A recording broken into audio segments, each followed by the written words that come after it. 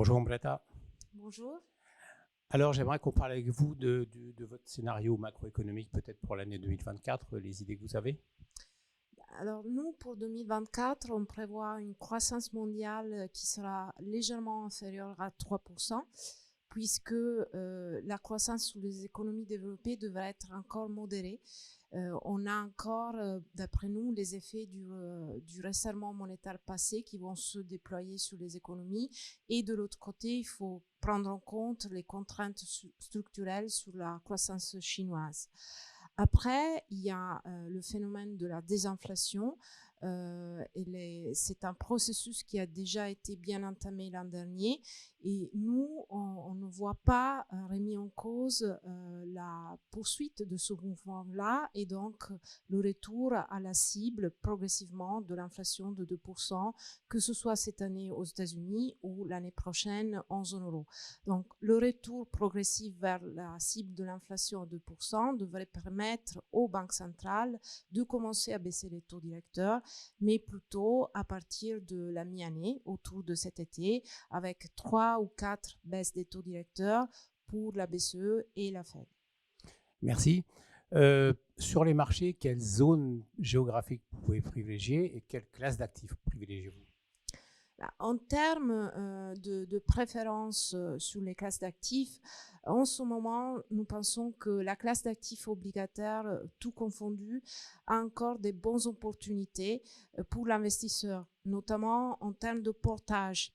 Et donc, il faut considérer, privilégier la dette privée à haut rendement, mais également de la dette émergente ou le monétaire. Mais le monétaire, c'est vraiment pour un investisseur de très court terme, puisque d'après nous, au fil de l'année, elle va perdre son attractivité. Nous ne sommes pas beaucoup exposés en ce moment, mais plutôt proches de la neutralité sur les obligations souveraines, puisqu'on pense que sous les taux d'intérêt longs, le fait que les banques centrales vont commencer à baisser les taux cette année, c'est la direction, le prochain mouvement, ça va limiter les hausses des taux d'intérêt.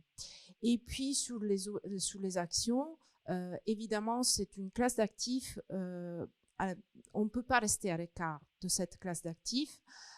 Et probablement que sur l'année, ils auront une performance supérieure, légèrement supérieure aux obligations.